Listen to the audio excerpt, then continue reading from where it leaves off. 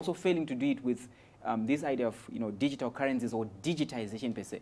So they are concerned, who is this that is actually reaching? Because remember, we started with figures that were not that huge, right? Mm-hmm. We crossed the 2.5 mark, 3.5 mark, 4.5, and then we had 6.5 billion handshakes that we were actually looking for, and we crossed over. And one thing is certain, those who are actually tracking data, when we want to actually set up their one world order system altogether, they are checking out to see who might actually be a problem to us. And remember, Pastor had already told us that they have plans to actually crash the internet, because as it is too good for people to just self-exist. For example, the Love World Nation is big as it is. Yes. And we can actually see the numbers, and they are existing independently with their own servers, their own television stations, their own social media. And somebody is concerned, they decided, why is he even announcing it? You should at least just keep quiet. It was so painful for them, because in the same breath, which is not true, and you should just know that it is not true. You see, the devil will try by all means just to dampen down, anything that has to do with Jesus. It's not true. So in that same breath, they now tell you that the Love World networks, the stations, are being sued and they are being closed or something like that. Something very silly and nonsensical. Here we are. Yep. Here we are, world over. I said to myself, I work for Love World networks. What are you talking about? Exactly. I mean, it's the reason why they're actually dying out anyway, because the man of God gave the prophetic word. Because the whole idea behind scandalous journalism is what actually pays some of their bills. They always have to find or look for something to say that is negative for them to actually be able to gain traction. But then we've got one man, the Lord Jesus Christ, who's actually pulling the biggest crowds, and he's got something positive to say. And he will continue to. True. Because if you look at it, the so-called media, did you know that one of the media houses, I wouldn't want to mention name, but I'm sure you would know if you follow news, their ratings went down so drastically. It is shocking for them. They don't even have 1 million viewers anymore. You've known them to be in the media industry for a long time. Now, there's one media news agency, Pastor has spoken about it before, and they had gone too far. They had gone a little bit too far in persecuting the church. And Pastor gave that prophecy that this business is gone and they're going to lose out. Yeah. Let me tell you, they can't believe it. They were talking about, in fact, one of their own sold out. And she couldn't believe that that's what had happened. So she had to speak about it and immediately resign. Of course, we're here to chronicle all the prophecies. I'm just taken to that, because when you're looking at it, remember, in the church age, especially particularly in the few years that we actually have before we actually get to rapture, one of the key things, like Pastor actually saw, that the house of the Lord will actually be the biggest house. Absolutely. And that means everything else that is actually connected to the mountain of the Lord. And when you look at, particularly, because remember, media itself was not started by them, right? It was a hijacked agenda, actually. You're looking at education, which is the same thing. And they messed it up. And they messed it up. And now you're also having a church that has become mature, and in the maturity they are beginning to actually take back education as how it's supposed to be. Media is how it's supposed to be, like as a tool, as a propaganda. And now if you look at what they were actually trying to do with it, there is no more force to actually drive it, which is why it won't be shocking for them to actually go down in terms of numbers. They don't have news to talk about. No, they don't. They thought that maybe the COVID-19 debacle was going to be big news for them to garner billions of dollars. Yep. They lost it all. Can I remind you, it was a prophecy. Do you remember Pastor said they will lose all their monies that they put into persecute the church? Yep. They've lost it. They've lost the numbers.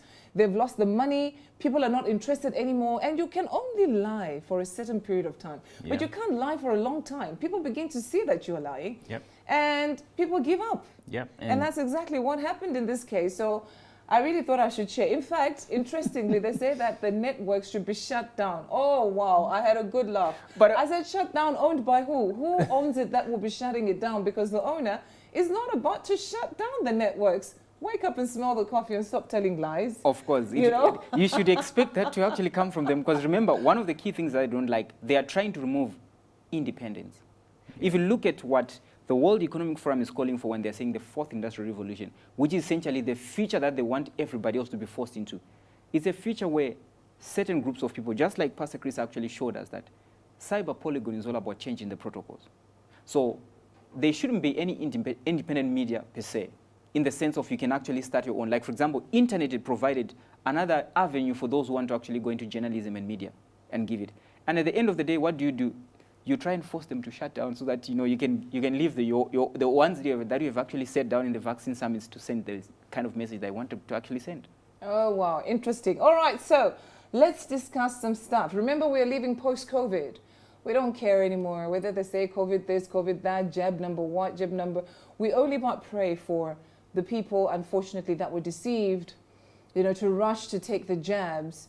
And for those that even still continue to believe in this lie, I really pray that you've been listening to Pastor Chris, because he is the only voice of reason right now that will tell you the truth. I mean, think about it. Here's a question I asked myself. 6.5 billion people watching. Can you imagine how many governments of the world, how many presidents were watching? I began to ask myself, I said, which president is watching right now? But I can tell you one president who knows. I had a run in him, when we were doing the elections in South Africa. And I will show you that clip, because I did tell him that we've been praying, led by the president of Lovewood Incorporated, Reverend Dr. Chris Oyakilome. And his reaction said everything. It told the whole story, and that's exactly what I wanted.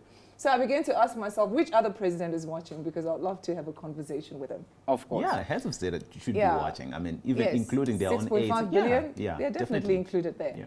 All right, so have you noticed that everything is going digital? And perhaps the question you would want to ask yourself is, where is this leading to?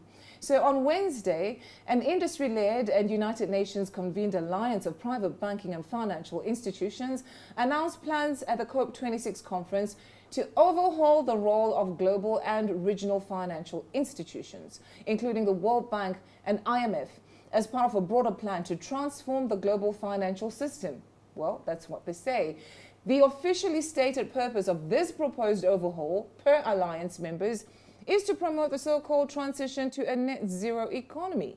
However, the group's proposed reimagining of international financial institutions, according to their recently published progress report, would also move to merge these institutions with the private banking interests that compose the alliance, create a new system of global financial governance, and erode national sovereignty among developing countries by forcing them to establish business environments deemed friendly to the interests of alliance members. In other words, the powerful banking interests that compose this group are pushing to recreate the entire global financial system for their benefit, of course, under the guise of promoting sustainability.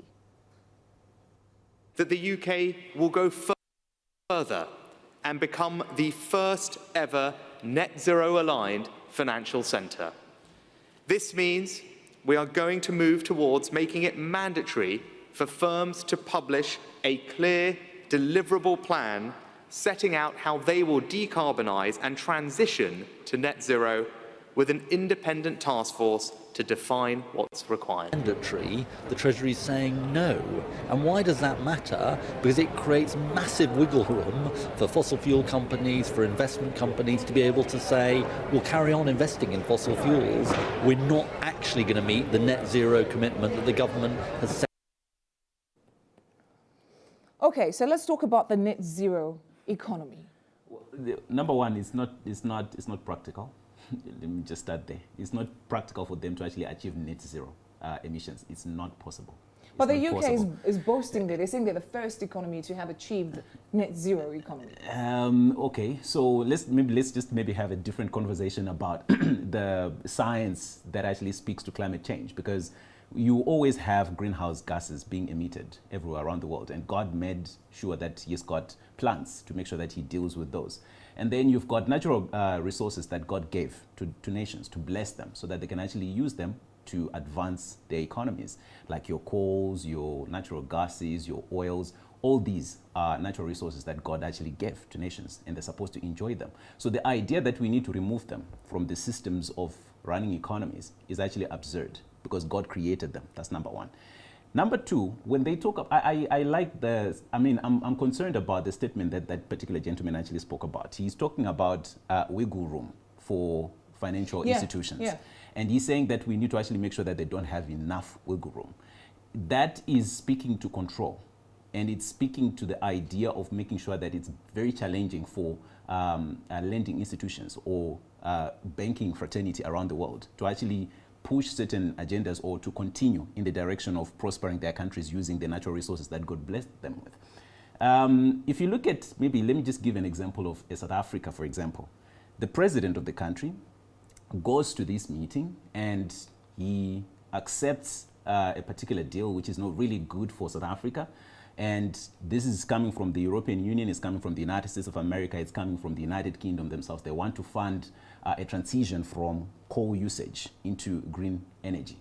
And you've got a minister of mines here in South Africa, Mr. Gwede who was opposed to that idea because pre-COP26, a delegation of, I think, from the United Kingdom, European Union, and the United States came to South Africa to have a conversation about that particular deal. Yeah. They wanted something that they could sell to the rest of the world to say, look, South Africa is already moving in this transition and you can get this kind of a package in terms of finances. And you now have the banking fraternity that is going to be controlled because you already have, I think, of the 4 leading banks here in South Africa, 2 have already announced that they're going to stop funding coal mining in the country, right? And then you also have a president who is saying he is afraid that if he does not toe the green way, he is going to have products being manufactured in South Africa being stopped or being denied access to the international market. All of these things are being said and being done to kind of force countries, like what that gentleman is talking about. We need to make sure that there is no enough wiggle room for countries. So it's speaking to control. It's no longer about sustainability for countries. No. What happens to countries that have got these natural resources? All these countries that are actually pushing this, they benefited. Their industries were built on the backdrop or on the backrock of all those fossil fuels. Yeah. Now they want to stop developing countries from using the same fuels. That's not fair. Now, let me tell you, you speak about the South African president having agreed to that. Do you know this actually happened? Just to show you how much they're pushing this whole climate change issue. Yeah. It reminds me of the green horse, Of course. in the prophecy of Revelation. So you would understand why they're pushing for climate change in these last days. Is because it's actually prophetic. Yeah. So they know that they have failed with the COVID-19, so they have to go to the next, which is why Bill Gates has also now put his monies and billions into COP26.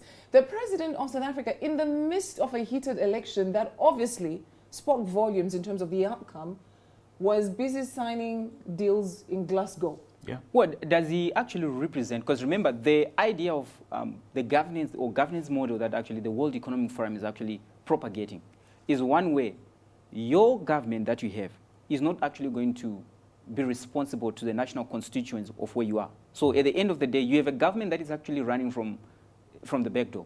And these are the private companies that are actually agreeing to these deals. And when you look at it, it's actually a charade that is actually there at the end of the day. You're looking at an industry that is actually being destroyed to prop up another industry, which is why they need the banking, because the banking sector is there to facilitate transactions. Remember, banking as we know it is actually banking because you are using ledgers. So you're essentially changing the system from ledgers that were going maybe to products that could have actually helped you as an independent country. For example, you have the United States of America that was actually energy independent. Come Biden with this Build Back Better plan, and then all of a sudden, they are being controlled from Russia. Europe itself, when they were having this COP26, they were actually doing it at the back of generators that were running. And coal, they were using actually coal because the wind went down and the wind turbines could actually sustain them. So now you're looking at a case where in their own countries, they're not actually agreeing to this, but it's a smart way of making sure that everybody else comes to the fold. The same idea that Pastor was actually showing us that in the past they've tried different ideas, for example, aliens and UFOs, to try and rally people together. Then they went into, if you look at what we know as climate change right now, it used to be a cooling down effect. They were talking, in the 70s, they were saying an ice age is actually coming. The Earth is actually at the risk of actually cooling further down to such an extent that it would be unlivable. Now they are talking about global warming or climate change. In fact, they've actually moved from global warming to climate change because climate change is undefinable. You are essentially saying if you have floods, it's climate change. If you have got drought, it's climate change. If you've got rains, it's climate change. If you don't have rains, it's climate change. If it's hot, it's climate change. If it's cold, it's climate change. So at the end of the day, it's undefinable. But here is the trick. You are essentially looking at industries that were cheaper. For example, if you look at the fossil fuel industry, everyone who's got oil, like Nigeria, or you've got coal, like South Africa, they can actually create their own electricity. Yeah. And the electricity is relatively cheaper. I think in South Africa it's like a 3 rand 95 or something for you to actually produce the electricity that you need. I think 1 megawatt for that.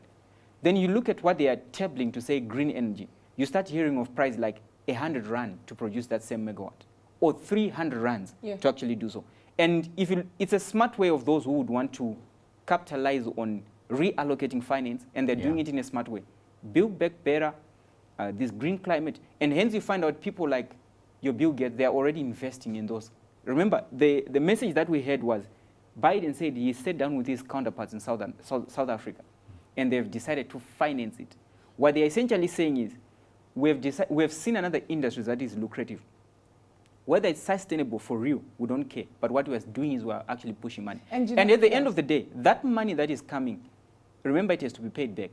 Yeah. Anyone who comes with their money, they have to be paid back. So what he's doing is, whether for American citizens or for the private corporations that they've actually entered into agreement with, they're deciding to make more money for them. That's why you find out Janet Yellen came out to say the decision that they're actually going for, particularly when it comes to Build Back Better, it will actually, in 30 years, there will be a deficit of $150 trillion. Why? Because you're essentially having this money that is actually being weathered in different markets, and then it's concentrated in the few hands of those guys. That's why they have a term, climate finance. They are telling you exactly what they're doing. We are concentrating finance, so at the end of the day, even if you had your own core, you can't use it. And then you know what? Just like what we saw with the COVID-19, there was financing that came with COVID-19 to the countries, obviously, that sold out. They got monies, which is why you find that the EU was very angry with President Magufuli at that time, that he took their money but did not adhere to the reasons why they would have actually loaned him that money. So this climate financing is now going into countries that might seem desperate. For example, right now in South Africa, Eskom has become a headache. And other politicians have started debating now to say this is political. Yep. You see, that it switches on and off like that because probably there's an agenda behind it. Yep. Why is it that they've never been able to resolve it? Then, of course, the climate financing comes, of which President Ramaphosa agreed. He's not the only president that has agreed. Do you know how many African countries, not even African countries alone, many other so-called underdeveloped countries lack energy, electricity, enough energy to power their countries. Yeah. So they go into these climate financings. So if you now take this climate financing, just like what happened with COVID-19, you're now forced to lock down. Of course. Yep. When they now want you to lock down. We've given you money, so you have to do what we want you to do. Because they already started talking about the climate lockdowns. Yes. They hinted that there were climate lockdowns that were coming. So now they've brought climate financing. And now even if you look at the weather patterns, does that look normal to you? Something is definitely happening. I thought I should observe, you know. Something is definitely happening. Because remember you had a Bill Gates who was telling you that he wants to plant certain things in the air. They could be playing around, you know, with people's minds, you know, planting things in the air that can just change climate drastically. Yeah. In a way, people become desperate to go for the climate financing. Before you know it, you are in lockdown again. And because there are attachments, of course, to those climate financing objectives. So they'll tell you, you need to meet these objectives for us to actually disburse this amount of money and for us to continue. But then if you look at the monies, sustainably, they're not really, I mean, like, just let's look at the 8 billion that South Africa has been given by the United States and the UK and the European Union. It's not really a lot of money. I mean, if you look at the mining sector in South Africa and how many people are actually employed within the mining sector in South Africa, particularly in the coal mining industry, and then you look at the value chain underneath that actually benefits and feeds into the mining sector, you can see that the effects, they're not really thinking about the long-term effects. You need to reskill the people that you actually, because you're going to cut down on employment, because all those people that were in the mining sector, mining coal, they now, if you shut those coal mines, that means they are now unemployed. So where are you going to take them? South Africa is already sitting at 30% unemployment. You don't want to do that. So how are you going to do? A lot of countries exacerbated by the COVID pandemic. Exactly. And then you've got young people that are already in universities studying degrees that have got something linked to the fossil fuels. What are you going to do with all those people? So you've got a chain reaction that I think some of these leaders are not really thinking about. And for them to be pandering, to what these globalists are actually doing is something that should be shameful for them. True. And I think they should, because now you're looking at a recolonization of Asia and Africa by different means. Yeah. These so-called climate financing that they are bringing, it's a smart way to actually take over the nations. And it's exactly what Pastor was actually showing us. Remember, nations they are actually destroyed or strengthened on the basis of their agreements. Through COVID, we saw that the pharmaceutical industry has actually taken over most of the nations, right? Except for a few nations that are actually trying to come out, or they were smart enough to see it. The next other thing that they are using on their arm, if you look at the fourth industrial revolution, is climate change. And why? Because what they are proposing to say climate change, there is no climate change per se that they are actually proposing. Yeah. But it's a case where you are bankrupting governments by forcing them to get into agreements that are unsustainable. And then at the same time, you introduce quantitative easing, which is the printing of money. And then there's only a few select people that will actually benefit from quantitative easing, right? And remember, they have a plan to crash the markets totally. One of the ways to actually crash the market is to continuously print money, or force the government to continuously print money, or get to a situation where they have to actually depend on the printing of money from elsewhere. We have seen this in America. It is actually happening. The same is also true for Europe. It is actually happening. Look, this is a Europe that is freezing as a result of them saying they shouldn't have actually gone into, they closed most of their coal stations in the previous 10 years. Today, they are pandering to the Russians because of natural gas that they need. And then you look at a country like South Africa, I think over the weekend, they were actually speaking of helium that was actually found, the largest quantities of helium that is actually found. And when you look at this so-called net zero, there is no net zero that they're actually going to achieve in any country anywhere, because if you look at some of the gases that are actually being brought, they come from fossil fuels. For example, you look at hydrogen. Yeah. Hydrogen itself, you need to actually start from somewhere where you've got carbon, and then you've got the oxygen, and then you essentially get to a point where your hydrogen is actually being given. And then it will eventually mutate into green hydrogen, right? The same is true when you're talking of wind, when you're talking of, for you to jumpstart them, you need to actually have got your turbines that are created from industries, where you are burning things for the plastics and the materials that you need, right? Or silica, whatever they're actually giving out. And it has something to do with the fossil fuel. So it's just a smart way of forcing people to give over what they have. And remember, the plundering of nations has always been done by such kind of agreements. It has happened in the past. In the past, they would actually come physically and they will force you to sign maybe a concession of some sort. Right now, they have actually decided, why not just go over the constitutions of the country and then force all these nations to do as we would want to actually do. And I think that's what we are actually seeing. It's quite appalling for the president of this nation to have actually done the same. Look at China. The Chinese are almost playing into what Professor actually says they would actually do. They were not there at COP26. And then for you to see that this is actually a game that they're actually giving. Biden was actually concerned that China was not there at COP26. Right? Because they understand very well that this is not going to work. Russia is also not following the same order. They are busy. They have Nord Stream 2 because they want to actually sell their gas. They're busy exploring all the fossil fuels. So it's quite sad for Asia and Africa to be colonized again. To fall into the trap of climate change, because if anything, you'd find that Africa has so much resources, it can actually do that on its own. The oil is here in Africa. You understand? A lot of resources that can actually support you are even talking producing of oil. energy in Africa. It's available in Africa. Remember, their plan when they're talking of climate change, they're not actually stopping at the fossil fuels. They would want to control, because this is a smart way of, number one, taxing almost every nation that was not taxable on the basis of what? Their nature. The idea of digitization is to tax everything else that can actually be taxable. For example, we saw that during the COVID-19. All of a sudden, people were being given helicopter money. It was going in the different nations and the like. And then after a while, if you check out in most of the nations, they have inflation, which is something that is actually prevalent in almost every economy that actually took that COVID money.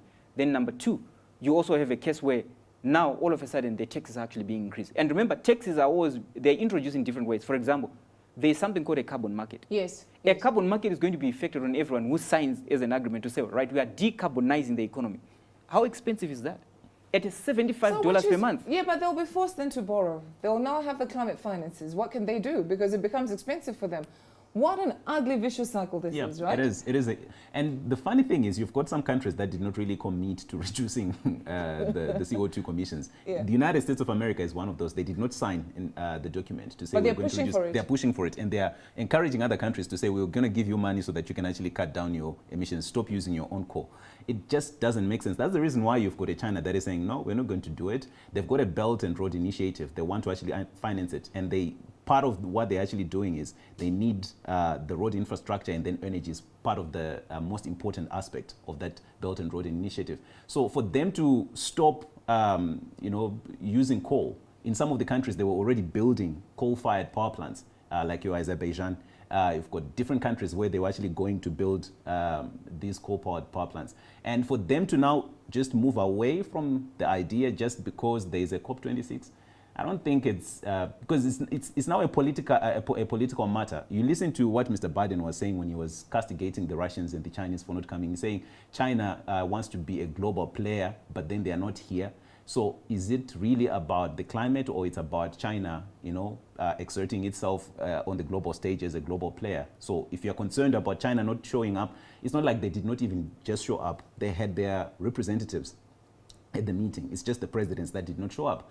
And it's appalling, to actually say the least, because you've got countries that are buying into something that is just going to force them into something that COVID did. Canada has also been very vocal when it comes to COP26 and climate change. In fact, they are even more radical. They were radical with the COVID-19. They're radical with climate change.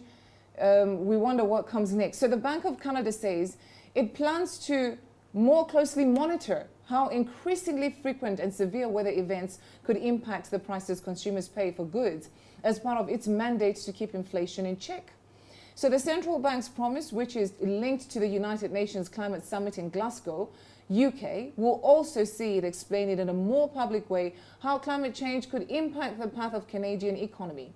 So the announcement comes just ahead of a report the bank intends to publish about the risks climate change poses to the financial system, including granular details on sectorial impacts and the renewal of the Bank of Canada's mandate.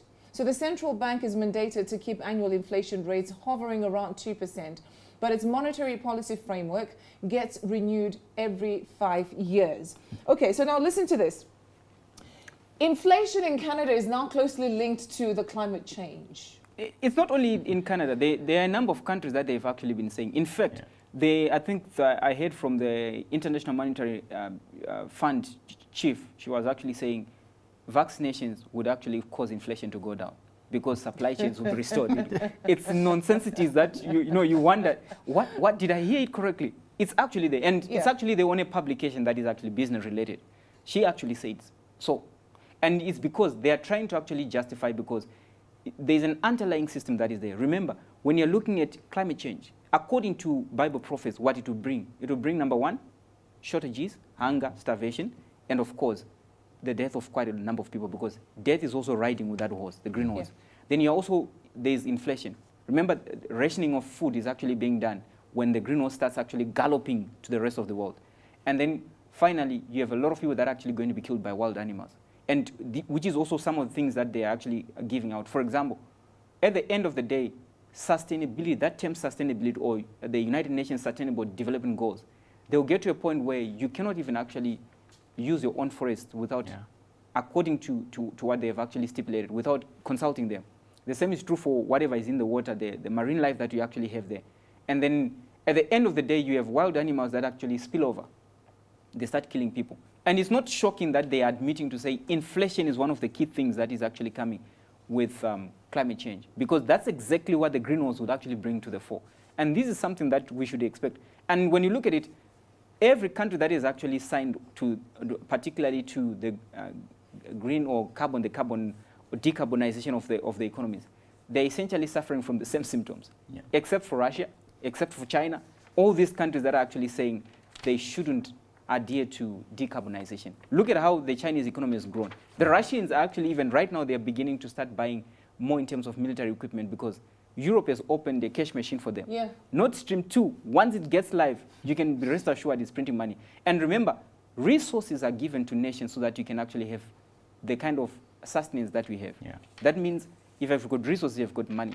We're not talking of paper money, because paper money is what they are throwing at different nations to say, have the green agenda in your country, have decarbonization as a market in your country, have people who are actually coming to say, don't use your forest, don't use your animals, and then also your land.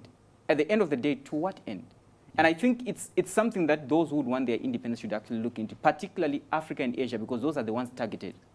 It's true. Even when you hear Canada saying what they're saying, it's because the Canadian market is actually connected to a lot. For example, it's heavily connected to the Chinese market. So they would want to force China. It's almost like a back door, a back channel for them to force China to adhere to all these standards. Unfortunately, Z is actually opening his eyes and he can see what they are trying to actually No, but do. it falls into prophecy. Yeah. Remember, the king of the East is not really going to buy to what these people in Europe will be doing. Everything is falling into prophecy, what we're seeing right now. So this is the green horse that we're talking about. So bringing it back close to home, in South Africa, the opposition party, which is the Economic Freedom Fighters, say that they will oppose the 131 billion rand finance deal. Listen to the numbers. Yeah. These are not small numbers. Yep. 131 billion finance deal scored by SA during the COP26 talks in Glasgow in Scotland. And I told you that the president, while busy handling an election, he was also signing that $131 billion deal. So Deputy President Floyd Shivambu,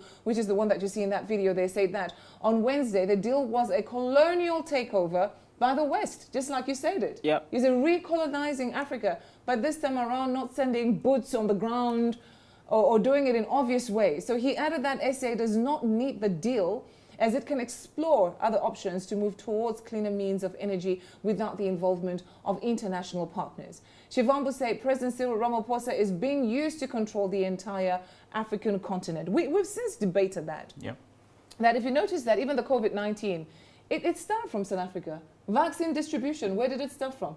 South Africa. South Africa Africa. going to other African countries. Yes, true. Now we've got a South Africa that has signed the 131 billion rand deal for climate change. The most industrialized economy on the And it's on the going to African push it down continent. to other African countries. Exactly. So the idea is, why are they going for, if they really want to start pushing this idea about green energy, why don't they go to poorer countries and start building the countries that cannot even actually sustain themselves? Give them the money, unattached, no strings attached, just give them the money to erect these industries, because energy is one of the big issues on the African continent. So go to a poor country that does not have any industry that is running, that you cannot really coerce into terms and conditions because they don't have anything that you can actually benefit from. Go to those countries and start from there and prop up their energy industries from the clean energy. Why are they going for South Africa, which is one of the most industrialized economy on the African continent? Because South Africa is easy because, Yeah. remember, the fourth industrial revolution is actually being done by, we are moving from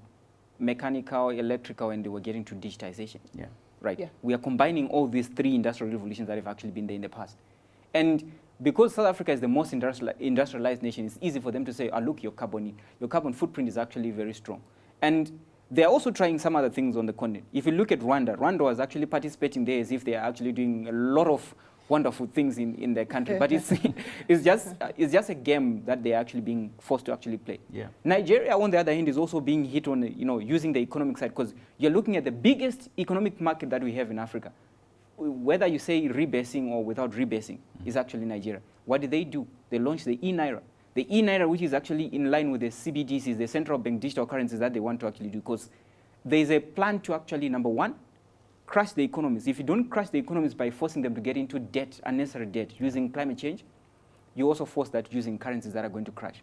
And these are the CBD. And you can see that the two targeted continents that the countries that we have in the continent that they targeted even with during COVID-19, they are also targeted. Remember, they tried to say a variant broke from Nigeria and another one from South Africa. Yes, that's it. In Nigeria, Because it they're didn't the work. two big, economies. It's Right. true. Now they are bringing out part of their agenda. The next phase in the agenda is, okay, climate change and then also the currencies to destroy the financial system. And we are getting to find out that the Nigerians are being touted to be the first to have the e-currency. Now, that push for the e-currency is something that we really need to talk about, and we'll get there. Remember, I asked the question, did you notice or have you noticed that a lot of things are now going digital? There's a push to go digital. And Pastor has addressed that issue. So we want to discuss that in case you might be bamboozled easily into getting digital in a way that might just come back to bite you. It looks attractive, and of course, it could be easy. It makes life easy. Everything is digitalized. You now don't have to carry a whole purse filled with money. True. Or filled with just different cards. But where is it leading to exactly is the biggest question and the reason why you need to be careful. So before we get into there, let's just discuss some other stories. Let's talk about the whole issue of the LGBTQ agenda. The push of the deep state is coming in different forms. We have the COVID-19, we've got COP26, we had cyber polygon, or should I say there is still cyber polygon. Yeah. Then LGBTQ. Did you know that even in Disney, the so-called Disneyland, where a lot of parents dream of taking their children, some even save up for literally a lifetime just to go to Disneyland, they now have a place where when you go there, it's a special place that they've now created where your children can actually be there and be watching LGBTQ, either cartoons or theater, something. Yes, they now do. Wow. Oh yeah, they now do. They have even now introduced an LGBTQ curriculum kind of in your kids' schools. Go and find out. Just go and find out. Go and do your proper research. They now have it. So they're introducing it slowly into the curriculum, and then eventually it will come out as something big. But they're making them understand that you are free to do what you want to do with your body or whatever it is that you feel from a young age. So they need to start learning this from a young age so that when they grow up with it, it's already, conditioned in their minds that this thing is normal. Of course, that's the fastest way to actually create children of the state. It's easy that way because remember, a child is impressionable. They pick out whatever they're actually being given. And at a point in time, they are almost like a tabula rasa. Whatever you give them is what they actually take up with them. They understand and take, yeah. Which is why you find out under the family system that had actually been there, which was actually started by the church, to be specific, or the religious groups, you had certain individuals, whether they were elders or they were just family members, that would tell you, look, you are a boy, you dress like a boy. You are a lady, you dress like this. And they knew very well it was easy for you to cross the path. So now they found a way, using the so-called technology and digital space, for them to actually go there. If you look at it, they're even actually trying to get to a point where it will be difficult for you to call somebody on the basis of their gender. No, you can't do that. You see, the reason why the state needs to take over, you're right though, the children of the state, because right now that's why you find that it's a big push in America. The state is saying, let the children be vaccinated without the parents concerned. The concerned parents are now being labeled terrorists because obviously the government is the parent now. Yeah, of course. So the same government would teach them about LGBTQ rights. It is normal that you can actually do this and do that, just like they want to normalize pedophilia. It's sickening. Yeah. It's sickening when you think about it. How do you normalize, things like that? But can you imagine that's the world today? It should be That's so. That's the world without Christ. If you look at the period that we were in, which is the church age, and what will come immediately after. Remember, some of the systems are actually being set now as we are still here. For that time to come. Remember the prophets that Pastor Chris actually gave on Europe, that this is a land of idols. They've always been, worshipping idols for quite a long time. And it moved from one empire to the next, to the other. And they were taking gods that were in this empire to the next one. And we know that when the prince of Grecia comes, having had come, Greece was the kingdom that had a lot of idols, that even the Romans were so envious of them. They took some of their gods and they went with them. One of the key things that you tend to actually find, if you look at when they were into idolatry, those things were very prevalent. Yeah. Remember, the Greek society was, you almost couldn't actually divide a man on the basis of you are a male. They could do anything. Yes, and it was starting from their palaces, going to the common man. Is it not the same Grecian empire that we saw that was actually sacrificing kids in their worship? It's very true. And this is about to actually set themselves on the world scene again. True. Particularly when the church is raptured. Yeah, look at what happened in New Zealand and Australia, where they now build those isolation centers for children. Why? Specifically for children. Why? Yeah. So the issue of this LGBTQ is surfacing again. And this time around with demands, to eliminate that whole gender recognition assignment in IDs, even on children at birth. Listen to how these people introduce themselves on television. Hello, everyone. I'm Natalie Gadilla. I'm a Caucasian woman with long blonde hair, and I go by she, her.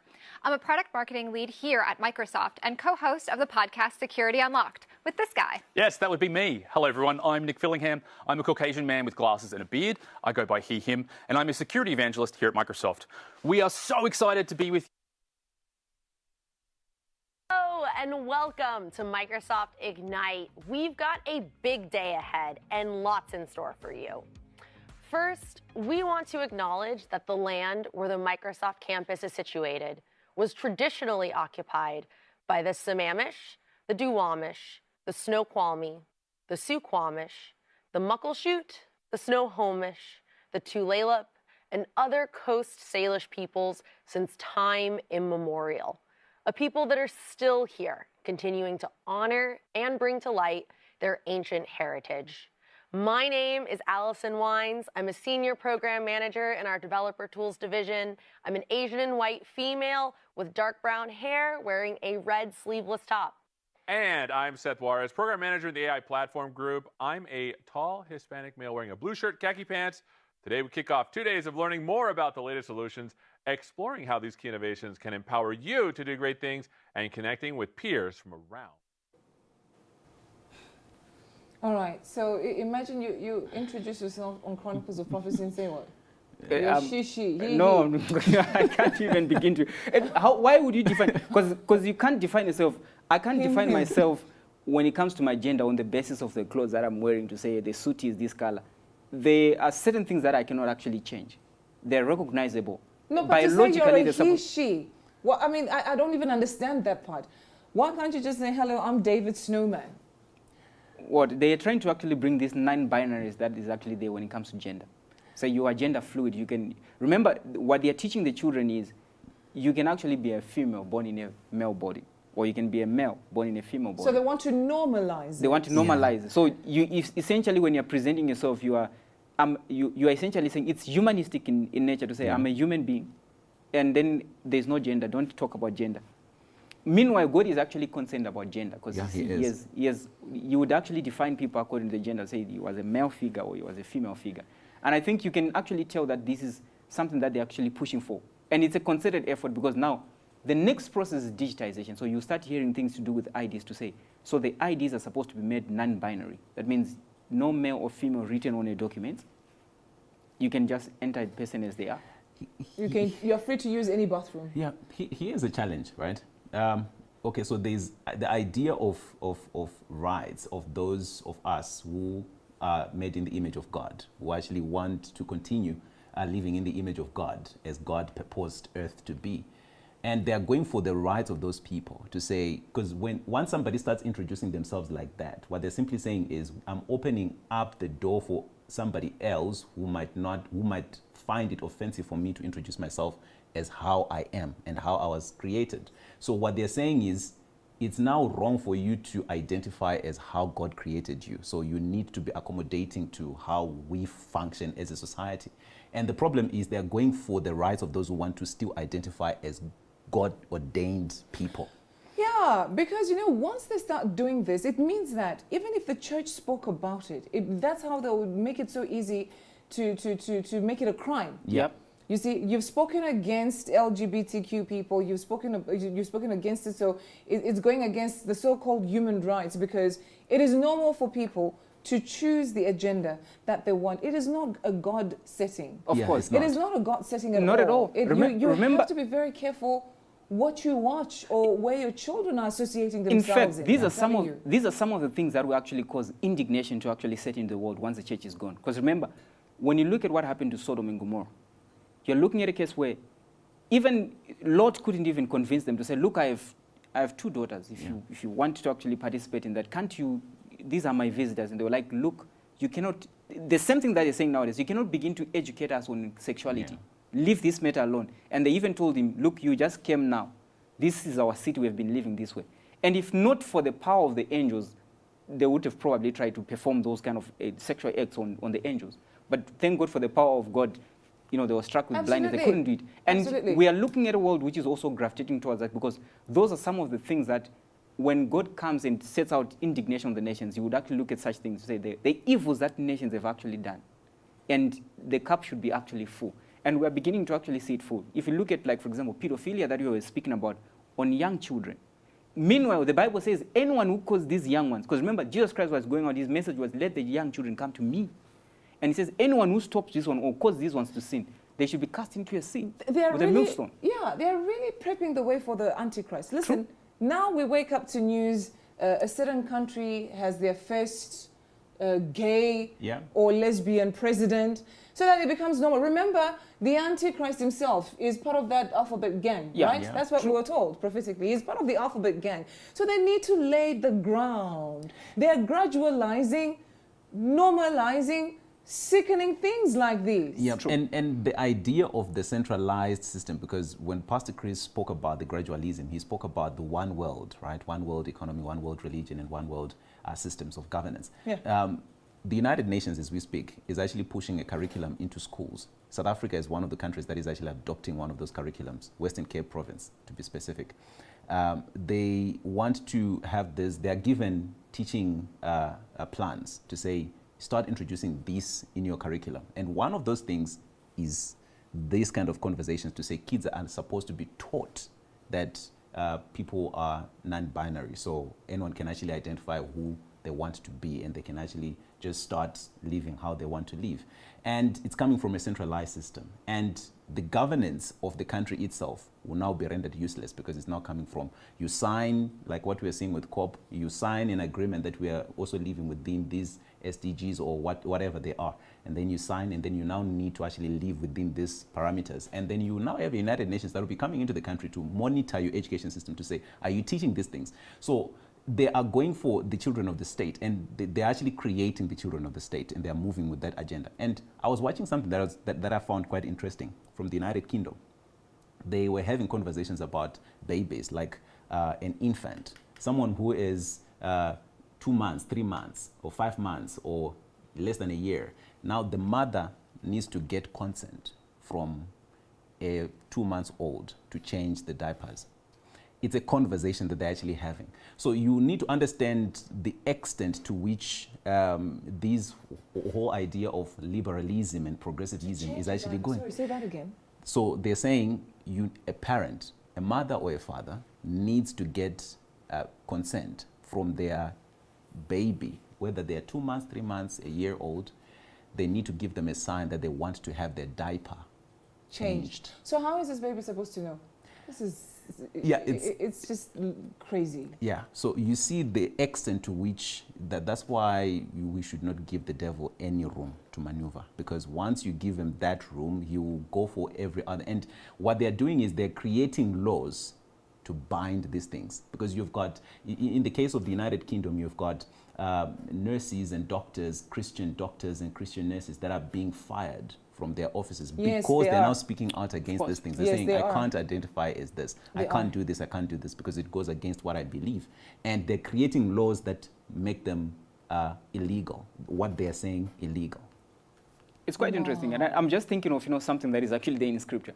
Remember, when you read in Proverbs and you read in Isaiah, it tells you that woe unto a city if it's actually being led by young people, young princes. Because you tend to actually find a lot of things will be going wrong. And this is exactly one of the key things that we're actually seeing. If you look at the COVID-19 agenda was actually set with young people that were made leaders. Your Jacinda Ardens, your Trudeau's, and your Merkel. At one point, they were actually part of that group that were young people that were being trained, right? And then in the communities, the social change was actually being driven by those who are actually part, I think they're called global shepherds from World Economic Forum. These young people that are considered to be smart and, they're in business, they're running social media, they're in media and the like. And they essentially push the narrative to say, look, vaccines are okay and the governments are supposed to accept and the like. And we would also see the same when it comes to religion, when it comes to politics. Because if you look at it, look at the kind of leaders that the European Union is actually introducing. Young folks. Mm-hmm. And they're seemingly said to be doing so great. But you're looking at the Bible that actually pinpointed to say, before the day of the Lord, which is actually when the Lord comes for judgment, you tend to actually find out the governments will actually be doing that. And look at also the marriage setting. This is where in Isaiah they say 7 women will congregate with 1 man. Yes. And say, just marry us just for the sake of the name. Only we can eat our own food and dress ourselves.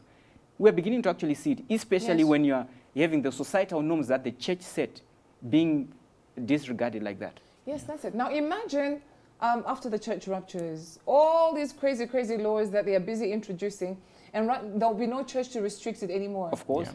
There'll be no church to restrict it. So you just really need to think about this. Do you really want to miss the first flight? Absolutely not. But you need to take care of your children more than ever. You really need to take care of your children. What are they watching? Who are they associating themselves with? Who do you even bring into the house as a helper? Yeah. True. It's important. True. Do you know that? True. Who do you even bring into the house as a helper? Because I think more than ever, if you're a Christian, everything you associate yourself with, especially that is close to you, has to also represent the church. Because it's an equal yoking. I promise Definitely, you, the definitely. devil is just moving in different ways. Look, by reason of you following the Israelites on the basis of their law, if you followed, like we saw with the mixed multitude that actually came out from Egypt, they followed everything. If they were saying they are going for circumcision, you would actually go for circumcision. If they are going for the different meeting points that they were actually having with their God, you would actually go the same. Even a servant that was actually living under a house, for example, you look at Abraham, you look at different other, like your King David, and the servants that they had, they would observe the same law that is there. Which is why it's very important, like you're saying, to say, you need to find out what your maid is actually doing. At the end of the day, you need to actually exercise that wisdom. Look, Abraham, who was actually the father of faith, when somebody who was a stranger visited him, he kept him outside. He gave him, of course, the comfort that he needed. He was given food, shed, and until he introduced himself very well, he said, look, we're actually a host from heaven, and we have come for 1 or 2, 3 or 4. And I think particularly at this point in time, it will be very, very important because True. what they are trying to actually do is introduce this in serpent, like we have seen, for example, with the refugee crisis. How many countries in Europe are suffering as a result of the Trojan horse of introducing people that they didn't actually vet properly? And on the basis of cheap labor or whatever reasons they were actually giving in the 70s. It wasn't done with careful thought, so they find themselves. So that LGBTQ agenda is really being pushed out. So protect your children. You see, Disney World is not the best place to be. It is not. Because if you're going to go there and then they're teaching you about how to be openly LGBTQ. In fact, they were celebrating a day that they called what? Coming out. Was it? Just a few weeks ago. Yeah. The coming out day, celebrating coming out day, because eventually you now come out and tell the whole world that you are either gay or lesbian. It's all nonsense. And it's absolute nonsense. That term to us, coming out, you say, coming out, we want to cast you out. That's the one thing that we know. True. You can't come and tell us that I need to come out from where? I'm telling you, coming out from where? Interesting. Now let's talk about digitization. So we're telling you about currencies, and Pastor warned us about currencies. Talk about cryptocurrencies and all these things, how they would want to digitize and make it also look like it's the norm now. You see, you use digital currencies, so it becomes a cashless society. Let's talk about even the IDs and everything else that is being pushed to digitization. And I'll start off with an example here in South Africa. So the Department of Home Affairs, that is the DHA, is working on changes to South Africa's ID system to reflect non-binary intersex and trans persons in the country. In a presentation on Thursday, the department's Chief Information Officer, Sihle Mtiyane, said that this would include proposed changes to ID numbers in South Africa and reference to a person's gender, while it was important to keep certain parts of this system in place, notably those relating to residency, age, and security. So Mtiyane said that the department was looking at proposals to change the ID format around the gender, female, male. Mtiyane said that the proposal could also see a gender-neutral ID number introduced, which was not male or female. Can you imagine that? I hope you're hearing this. So this could also be available at birth to avoid issues relating to intersex persons. Another option could see a random unique identity number introduced that is not linked to a founded on a person's sex or gender, date of birth, place of birth, or any other marker. Well, so here is any other marker. Well, it's quite disturbing. It's quite disturbing. It is very disturbing. And what is also disturbing is, along with these laws, are laws to do with the churches who actually wed and marry people. So they are religious laws that they're actually working around to accommodate this whole idea of non-binary people. So if you are a pastor, if you're a church, according to the law that they proposed, it's not yet law, but the law that they are proposing, that they're pushing. If you're a pastor and you say, I do not want to wed people that identify as a pen or a pencil or whatever they identify as, and you say, I don't want to do that because of my belief, they are making it illegal. So you actually have your license or your church being removed. Wow. And it's within, and to show you how nuanced some of these things are, when the minister who is responsible for Home Affairs had a conversation, I think when they were proposing some of these laws, he had a meeting with religious leaders, and they agreed that the law that we're going to table, or the wording of the law, is not going to incriminate you if you do not want to wed people that are of a certain sexual identity. That goes against what you believe. But then when they actually went to write the document itself, the document criminalizes. So they say it's discrimination. So you're discriminating against people. So if someone walks into your church and they say, I identify as this, and they want to be wedded by you, if you say no, it's now illegal. It's a criminal offense. That's exactly what they're driving to. Of course, it has always been the underlying agenda. Remember, there are so many things that are actually being brought that were considered barbaric. Yeah. There's only one group that will remain saying we don't want to actually identify as non-binary, because their God actually stipulates to say, by reason, whether you say by reason of DNA, by reason of the word of God, we have males and females, and they are supposed to actually marry and then procreate. And now the only group that will be actually out there in the country which doesn't subscribe to that is the rest of the people who are actually not born again, who are not part of the Christian fold. So it's a smart way of introducing Christian persecution, just like they're actually calling, like you see, here the idea of saying you can lose your property like we've seen in Australia in the over COVID fines and the like.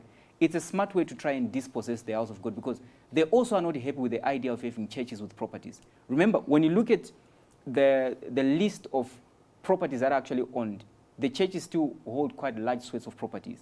And those who are saying you own nothing and will be happy are not happy that the church has got church buildings and the like, and they're looking for different loopholes. For example, the alphabet agenda would also come out to force different other ministers of the gospel to lose their properties. Probably they would lose their license. And then when you lose your license, you lose access to... Remember, we saw that in Nigeria where they were saying the state can actually officiate over your so-called councils or the board of directors that we have on the basis that they actually state. And we have heard in different countries they were calling for things like taxes, because they're trying to sort of like remove this idea of having the church that is separate from the state and the church that is actually doing its own independent things. And you have such kind of laws.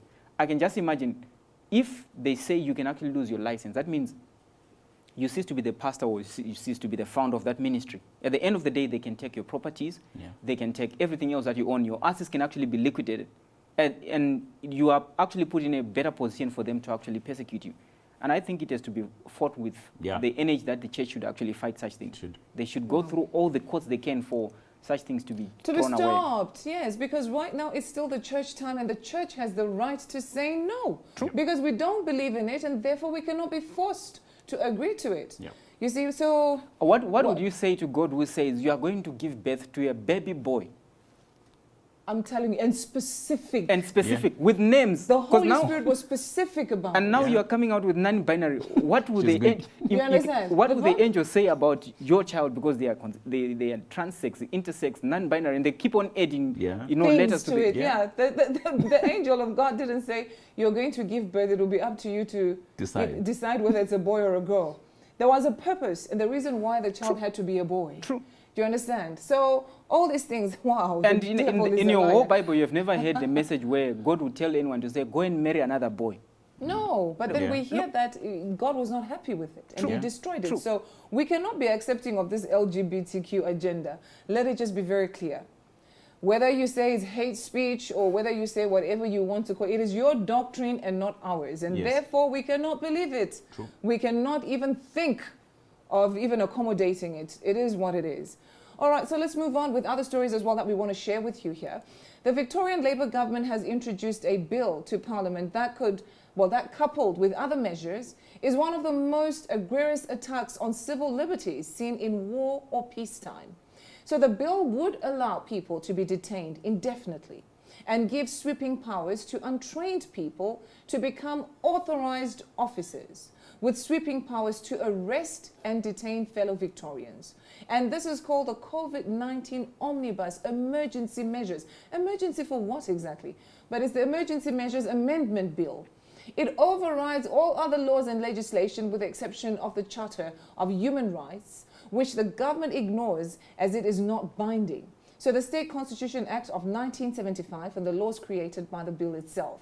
The bill confers an extraordinary power to the Secretary of the Department of Health to appoint public servants as authorized officers with the same powers as the police. We made a commitment some time ago that we would introduce pandemic-specific laws, that we would have a set of measures that were not written with a hypothetical in mind, but were the product of learnings and the experiences that we've all been through. A commitment some time ago that we would introduce pandemic-specific laws, that we would have a set of measures that were not written with a hypothetical in mind, but were the product of learnings and the experiences. Fellow Victorians. Wow. Yeah. So they say that the bill does not override the Human Rights Charter, but the Human Rights Charter is not binding law. So that means it can be overridden by the law because this is a law, right? So that's very sneaky of them. So you've got rights. It's actually a bill that they've passed, which means it's now law. You're right. Yeah, exactly. So what they're doing, they're being sneaky about the passage of that law. So you still have your rights, but they're just in writing. They're not binding to us because we've passed a law that overrides them. But you still have them. You can still shout them, I've got a right for you not to arrest me because I do not want to do this, but then because this is law, we're going to arrest you because it is binding now. But why are you doing this to a COVID-19 virus that is not even lethal? These are the failures of COVID. True. It's desperation now. Yeah. True. But what they want is not working. It has completely collapsed. You know, COVID-19 is even embarrassing to talk about, especially for the people that organize it. It's embarrassing. Of course. And also remember, they still are trying with other means, because the idea is not about COVID-19 or climate changes. They'll still find another agenda to, number one, rally people together in unity so that they can actually create with their idea of a one world government, of course, which will never be. And then you're also looking at a case where the laws of different nations that are actually there, if you look at most of the laws, they were actually given to the nations on the basis of the knowledge of the gospel of God. If you look at Australia, New Zealand, Canada, the UK, USA, these are all nations that, as a result of the missionaries that had actually gone through, they educated the people, educated the politicians. The politicians decided to actually adopt certain tenets that they found from the Gospels. And you look at the Antichrist system. The Antichrist system will only be said, remember, this is a man of dark sentences. He's using deception. He's actually changing the times, meaning he's changing the laws. The laws of the land will actually change. For example, right now what is about to happen is the law of, well, you should say Australia, because some states at least they are still saying we still have our independence. But right now the law of Australia is actually being changed to such an extent that you have these paranormal extensions of the government that are not recognized. Your ordinary citizen that will be there, they will actually be a snitch on you. And they actually have probably the militarized power or police power of some sort. And that's exactly what they're trying to do, especially such kind of premiers like Dan Andrews, because you're looking at premiers that were trained somewhere. I'm telling you. On how to actually effect such, with a mandate. With a mandate, yes, that's the thing. He's coming in with a mandate, which is why he's not even blinking an eye when he talks about something that is not even supposed to be happening. I mean, why would you want to arrest people over COVID? People are not dying of COVID anymore. And you see, all those that were trained, like I was saying, the young people that were trained in the different schools of thought to set up one world governments or one world religion, one world economy, all of them, they actually come out brazen. I think I saw Jacinda Ardern the other time saying, yeah, we are creating a two-tier system when it comes to vaccines. If you're unvaccinated, we'll come for you. Oh, wow. Can you imagine? But these are the failures. Listen, we're living post-COVID. That's what Pastor said. And Pastor said they're going to try all these things, but don't even worry or put your mind to it, because it's all going to fail. And when we come back from this break, we're going to show you more on how this COVID-19 agenda is just not working. It's not working. So stay with us right here on Chronicles of Prophecy. You've heard of Alpha TV. This is a new platform that we've just released.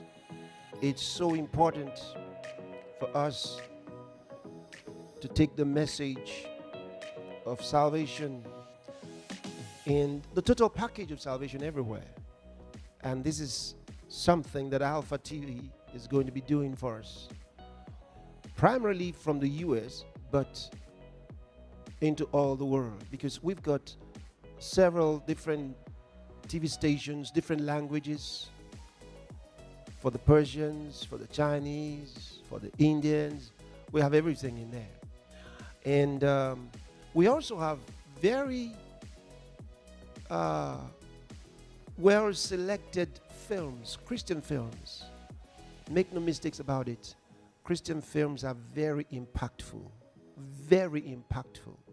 I've seen several myself, and I know they're very impactful. So we have many Christian films. Remember, they were selected Christian films on Alpha TV. And we'll also bring into you lots of packages that you will not find anywhere else. So get on Alpha TV, get registered for it, get your subscription quickly. Let's be the first ones to do it. And you know, it's one of our ways of helping others be on the platform. If you are not on the platform, how can you encourage someone else to be on it? So let's do it, and let's get on that platform now. It's global. It's global. It's global. But I want you to get on it real quick.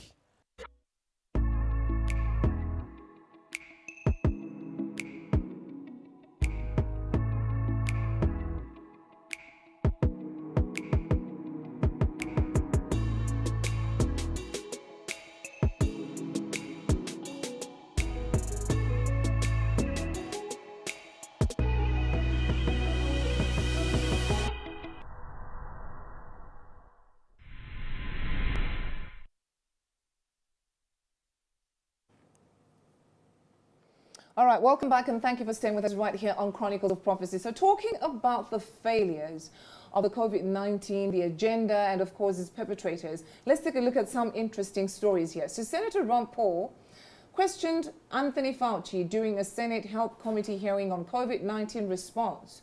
Following another intense clash between Anthony Fauci and Rand Paul at the hearing on Thursday, the senator later declared that no amount of smammy word salad would get Fauci out of the fact that he lied before Congress. And a majority of Americans, frankly, don't believe you. Even the NIH now admits that EcoHealth Alliance did perform experiments in Wuhan that created viruses not found in nature that actually did gain in lethality. The facts are clear. The NIH did fund gain-of-function research in Wuhan, despite your protestations. You can deny it all you want, but even the Chinese authors of the paper, in their paper, admit that viruses not found in nature were created, and yes, they gained in infectivity. Your persistent denials, though, are not simply a stain on your reputation, but are a clear and present danger to the country and to the world. As Professor Kevin Esfelt of MIT has written, gain-of-function research looks like a gamble that civilization can't afford to risk. And yet here we are again, with you steadfast in your denials. Why does it matter? Because gain-of-function research with laboratory-created viruses not found in nature could cause a pandemic even worse the next time. We're suffering today from one that has a mortality of approximately 1%. They're experimenting with viruses that have mortalities of between 15 and 50%. Yes, our civilization could be at risk from one of these viruses. Experiments that combine unknown viruses with known pandemic-causing viruses are incredibly risky. Experiments that combine unknown viruses with coronaviruses that have as much as 50% mortality could endanger civilization as we know it. And here you sit, unwilling to accept any responsibility for the current pandemic and unwilling to take any steps to prevent gain-of-function research from possibly unleashing an even more deadly virus. You mislead the public by saying that the published viruses could not be COVID. Well, exactly no one is alleging that. No one is alleging that the published viruses by the Chinese are COVID. What we are saying is that this was risky type of research, gain-of-function research. It was risky to share this with the Chinese, and that COVID may have been created from a not yet revealed virus. We don't anticipate the Chinese are going to reveal the virus if it came from their lab. You know that, but you continue to mislead. You continue to support NIH money going to Wuhan. You continue to say you trust the Chinese scientist. You appear to have learned nothing from this pandemic. Will you today finally take some responsibility for funding gain-of-function research in Wuhan? Senator, with all due respect, I disagree with so many of the things that you've said. First of all, gain of function is a very nebulous term. We have spent not us, but outside bodies, a considerable amount of effort to give a more precise definition to the type of research that is of concern that might lead to a dangerous situation. You are aware of that. That is called P3CO. We're aware that you deleted gain of function from the NIH website. Well, I can get back to that in a moment if we have time, but let's get back to the operating framework and guide rails of which we operate under. And you have ignored them. The guidelines are very, very clear that you have to be dealing with a pathogen that clearly is shown and very likely to be highly transmissible in an uncontrollable way in humans and to have a high degree of morbidity and mortality, and that you do experiments to enhance that, hence the word EPPP, enhanced pathogens of So when EcoHealth Alliance took the virus, well, can I would love to finish. SHC014, and combined it with WIV1 and caused a recombinant virus that doesn't exist in nature, and it made mice sicker, mice that had humanized cells, you're saying that that's not gain-of-function research? According to the framework and guidelines. So what you're doing is defining away gain-of-function. No. You're simply saying it doesn't exist because you changed the definition on the NIH website. This is terrible, and you're completely trying to escape the idea that we should do something about trying to prevent a pandemic from leaking from a lab. There's the preponderance of evidence now points towards this coming from the lab, and what you've done is change the definition on your website to try to cover your ass, basically. That's what you've done. You've changed the website to try to have a new definition that doesn't include the risky research that's going on. Until you admit that it's risky, we're not going to get anywhere. You have to admit that this research was risky. The NIH has now rebuked them. Your own agency has rebuked them. But the thing is you're still unwilling to admit that they gained in function when they say they became sicker. They gained in lethality. It's a new virus. That's not gain of function? According to the definition that is currently operable, you know, Senator, let's make it clear for the people who are listening. The current definition was done over a 2 to 3 year period by outside bodies, including the NSABB, 2 conferences by the National Academy of Science, Engineering, and Medicine on December 2014, March 2016.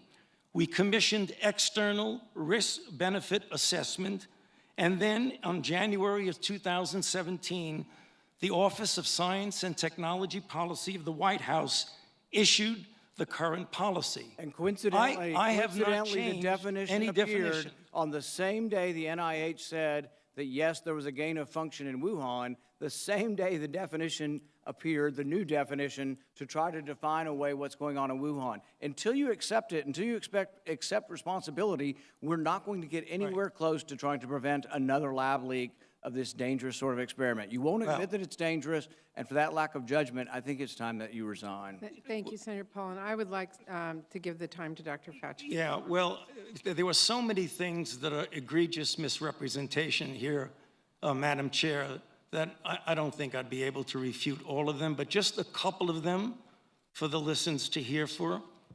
You have said that I am unwilling to take any responsibility for the current pandemic. I have no responsibility for the current pandemic. The current pandemic, okay? Number 2, you said the overwhelming amount of evidence indicates that's a lab leak.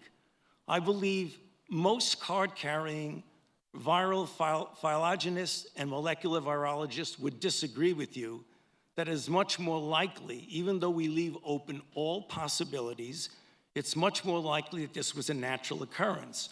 Third, you say we've tested 80,000 animals and no animals have been found with COVID. Senator Paul, the time is for And Dr. Fauci third, to respond. you made a statement just a moment ago that's completely incorrect, where you say we continue to support research at the Wuhan Institute of Virology. You proved it in August of last year. No, your statement says, quote, I wrote it down as you were writing, you continue to support research at the Wuhan Institute of Virology. You were in committee a month ago and Which said is you still trust the completely- Chinese scientists and you still support the research over there. You said it a month ago in Senator committee. Paul, I have allowed Dr. Fauci to respond. You've had your time. I'm going to give him. If he's going to one be more minute. dishonest, he ought to be challenged. Senator Paul, we will allow Dr. Fauci to respond after you've given accusations like that. Dr. Fauci. Well, I don't have any more to say except to say that, as usual, and I have a great deal of respect for this body of the Senate, and it makes me very uncomfortable to have to say something, but he is egregiously incorrect in what he says. Thank you. History will figure that out on its own. So we will turn to Senator Howe. Okay, so there we go. It seems like the truth, you know, Dr. Fauci has never really had the decency to tell the truth. Listen, he can't tell you the truth. Yep. He can't ever admit the truth. I mean, how many times has he flip-flopped back and forth on different statements? They've even changed the meaning of vaccines. Yeah. Now, he said something interesting there. He says the current definition that is operable, talking and referring to what, gain of function? Yeah. The current definition that is operable, which means it is subject to change, Yeah. depending on a time or a season or a period, like what we saw them doing with the named vaccine. You know, the named vaccine was changed severally Of course. to Yeah. suit them, you know, to suit their agenda, so that at least you won't hold it against them. So even if we asked him and said, listen, vaccines are well known to be jabs that are supposed to protect you, your body, make your body immune against whatever virus, he'll tell you that the current definition that is operable means otherwise. Yeah. Science is based on facts, and it's not based on assumptions. It's not something that is supposed to be based on consensus. It's supposed to be based on facts. So a body of scientists can actually have a consensus to say, we agree that this is how it is. Gravity does not exist. But then facts will tell you that gravity actually does exist. So even if you have got a consensus that it does not exist, facts will still say it does exist, right? So what he is talking about is, I mean, akin to saying we just came up with the idea, what we are functioning with right now says, the information that we have right now says A, B, C, D, E, but then what does science say? Because according to science, what they were doing in Wuhan was gain of function. And then is he a scientist or is he an occultist? That's the thing. Because remember, when you're dealing with occultists, you are dealing with people who have got the nature of the devil. And we already know that the nature of the devil is when he starts speaking, he lies from day one. when you try and ask another question, he lies. Yeah. And I like the fact that, just like Pastor Chris actually showed us, that the devil always likes to accuse other people of what he is actually doing, what they're actually doing as a group. And in this case, they are trying to actually accuse Senator Rand Paul of being egregious, when this so-called doctor is actually the one that is actually egregious. If you look at the different positions that he has actually changed, and then you're also looking at a case where the kind of divisions or institutions that he's actually handling are supposed to be based on truthfulness, and he has never been truthful from day one.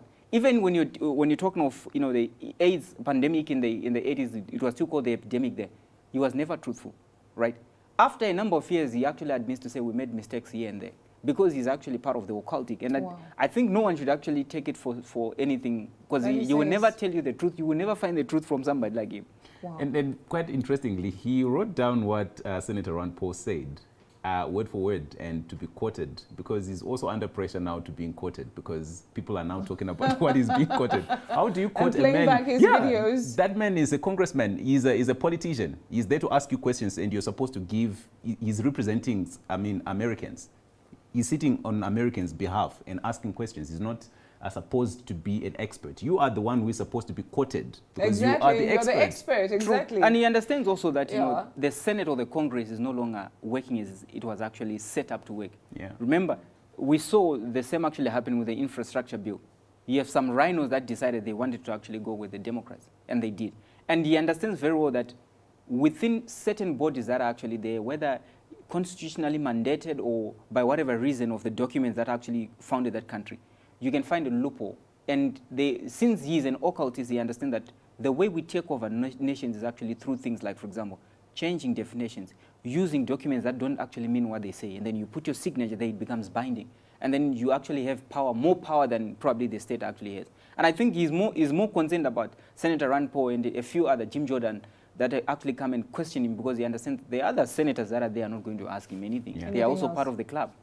All right, so meanwhile, the director of the Centers for Disease Control and Prevention on Thursday declined to share with the Senate panel how many of the agency's workers have gotten a COVID-19 vaccine.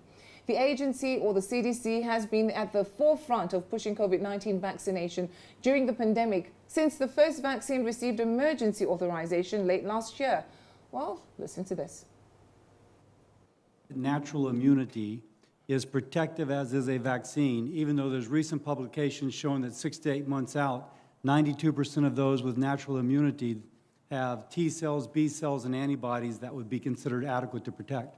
And indeed, B cell continues to climb. That we don't have data. Now, in your response to Mr. Casey, you just mentioned that CDC has access to tens of thousands of EHRs. And I've been told that HHS or CDC has access to patient-identifiable data as to who tests positive. So I do that as a prologue. If we don't know that natural immunity confers protection against future infection, it's because we've decided not to look. Because I've learned that there is a cohort of people that we know have been previously infected. We've got the bench research showing that the triad of antibodies, T cells, and B cells are there, and that 92% of them are still there at 6 months out. So why have we not done the research showing that natural immunity confers protection against recurrent infection? Yeah, thank you so much for allowing me to clarify this point, because I understand the question. First of all, let me just reiterate that our current stand after reviewing 96 papers and a scientific brief on this issue is that everyone who's been previously infected should be vaccinated. But that's not my question. Right, agreed. And part of the challenge here is, as you know, the infection-induced immunity and the biases associated with retrospectively looking at the data. Several of those papers that we reviewed for that brief have demonstrated that the kind of disease that you had at the time you had it matters. Did you have disease a year and a half ago? Were you an older person? Can I stop you for a second? We could do this prospectively, because you know who is actually, apparently I'm told you've got patient identifiable data, and you would be able to say, okay, 6 months ago, we're going to start everybody infected within the last 6 months, and be able to follow their EHR prospectively to see this. I mean, theoretically, CDC has the ability to do this right now. Yeah, that too would have its own biases. So one of the things that we have demonstrated in the scientific brief is that asymptomatic and mildly symptomatic people who might not present to their providers, might present to an urgent care clinic, who might not be recorded in their own EHR, likely have less robust protection than those who've been severely infected. But that could be established prospectively if using the data that you have. And you could even say, if you had symptomatic infection, you don't need to be vaccinated. We would consider you immune. You don't have to be subjected to the mandate. But if we had data that demonstrated a correlation of protection, Dr. Fauci already mentioned data that they're working on to look at correlates of protection, not just in antibodies, but as you noted, in T cell function as well. So if we were able to document a correlate of protection, we absolutely could prospectively But this paper follow. that I'm reading from NIH speaks that there is durable memory of the virus up to 8 months after infection in 95% of the people who recovered, including B cells, which continue to climb, T cells, and antibody. And I'm also saying you could do it clinically, because we have data that's patient identifiable that we could go back and look and see if they were exposed. They could be in a hot spot like Louisiana, where you know they're being exposed, and then you would see, not just by lab data, but empirically. I can tell you the American people intuitively understand this, and they feel a little bit like we're being willfully blind to it. I have limited time. Let me just ask you something else. What % of CDC employees are vaccinated? We're actively encouraging vaccination in all of our employees and doing a lot of education and outreach in order to get our agency fully vaccinated. But the percent? I don't have that for you today. I'm told that some north of 75% of CDC employees at headquarters are still working remotely. Is that correct? We are following regulations through HHS and the federal government. No, that's not my question. I apologize to be rude, but I'm asking a very straightforward question. I've been told that north of 75% of employees at CDC headquarters are working remotely. Is that correct? Senator, I don't actually know the number off the top of my Okay, head. when you so look I'd down have the to- hallway, are there empty desks? Are over 50% of the desks empty?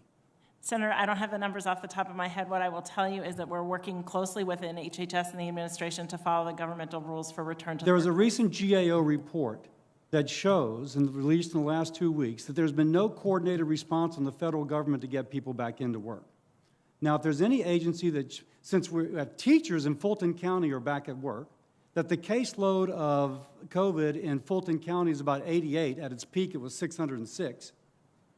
If what I've been told by someone who, frankly, kind of knows, that people in laboratories are not showing up.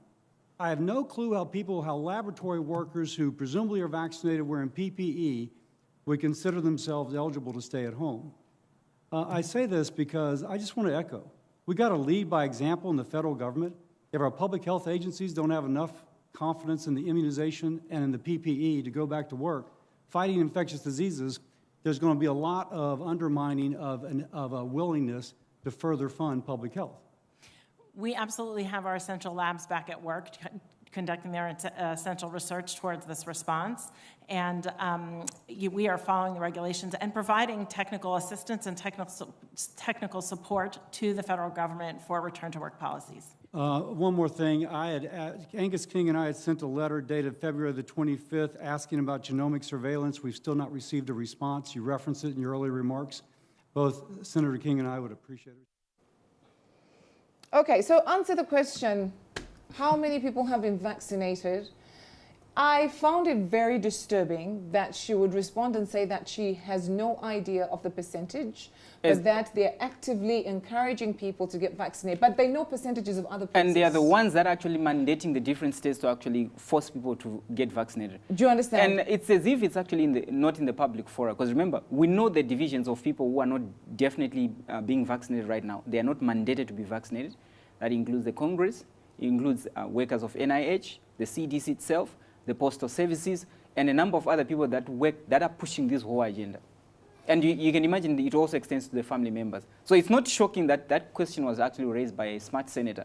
And then she was trying to say we are actively encouraging. She couldn't answer the question because, you know, it's very disturbing because she's saying we're actively encouraging people to get vaccinated and they have no stats. Listen, in many corporates, even locally, they have been given an ultimatum. Yep. If we come 25th of December or by this date you're not vaccinated, you need to leave. True. Or you lose your job. Yep. It's because companies are keeping track of the percentage of the number of people they have who are vaccinated and who are not vaccinated. So how can they themselves not know? Meanwhile, they're the ones that are mandating corporates it's quite shocking, to carry out that. And you look at, like, for example, a state like Texas. Texas is actually fighting them when it comes to the vaccine mandates. Because remember, they had said within Texas, no one is supposed to be forced to actually produce whether the PCR tests that are actually being done every week or even the vaccinations per se. They are supposed to just show up for work. And they are using the same law that they are saying they are not using in the federal divisions. For example, they are saying every government or every company that is actually a private company that is working with the federal government of the USA, they should ensure that everyone is vaccinated. So that means they actually overriding the law or the law that Greg Abbott actually brought when it comes to vaccine mandates. Yeah. And then at the same time, within them, they're actually also part of the federal government. They don't have numbers for the people, meaning they are not, they're not using and she's asked the question of, so when you, so let's suppose you don't have the numbers, you don't have the figures, you didn't prepare the figures, of which you're supposed to prepare because you're coming for a hearing, but you don't have the figures. When you get into your workplace, when you look around, do you see desks that have got people? She still says that I don't have the figures. She's being asked a very simple question. Do you see people? Do you not? Yes simple or question. No? But you're a manager at work. How would you not know? How would you not see people? If your staff are coming to work. Again, also the idea of the application of science, scientific research. She's being asked another question of, so we've got data. We know that natural immunity is actually much stronger. Why don't we focus our attention on finding out if mandating people to actually get vaccinated is actually essential since people have got natural immunity? That means we need to focus our attention on science that researches how are people responding to the virus when it comes to their own natural immunity. And she is now talking about empirical evidence that is found in some papers that they are depending on. But then we've got the virus that has been with us from 2020, and we've got a time frame, we've got the data of the patients. Why don't we just go back to those patients and look if they still need to be vaccinated, to be mandated to be vaccinated? Here they've got natural immunity. And they still go back to the idea of we've got 93 papers that we are looking at. They are playing words. They are lying. 93 papers, I've forgotten that they lying. rescinded on the Lancet publication that they'd actually given. We had 20 doctors actually, 12 of them actually from the UK, that came out to say this was true. And it was with regards to gain of function, right? And they were the same guys, the same crew, the same cabal. They gathered amongst themselves and say, okay, we have a scientist from there, a zoologist, a veterinarian from there, and then this is what they've actually found out. When the information came out from their own documents to say gain-of-function research was actually done in Wuhan, all of them were rescinding and retracting their statements to the Lancet journals that are actually there. And it tells you a picture on that we're in a world where right now science is no longer defined by the tenets that you probably might have actually known. It's just a case of, these peer reviews that they would bring. It's and when they're telling you we have 93 papers, it's 93 papers of their own people. Remember, we have not forgotten how big tobacco did the same thing. Right, they sponsored frivolous research on how can you have the relationship between cancer and baldness or exposure to egg yolk. Such things are there. They're actually there in their books to say they actually did that. And the thing is, when you're looking at data, remember, data is the collection. If you have so much of that research that is actually being done, maybe through the universities or private institutions, you have stacks and stacks of things that are said to be peer-reviewed. So, for example, let's say you had true data that was actually there, and you had 900 of that. And then companies sponsored 9 million of them. What will come out as peer-reviewed is the 9 million that they've actually sponsored. That means you're actually not going to get the truth about the matter. Wow. You see, if she comes out and she states a percentage, obviously she'll pin herself down. Which is why you find they never answer certain questions, just like Dr. Fauci. He can't answer certain things because then again he's going to be quoted and becomes dangerous. So she can't even say 70 or 75 because as far as we're concerned, they're supposed to be 100% compliant to their own vaccines. True.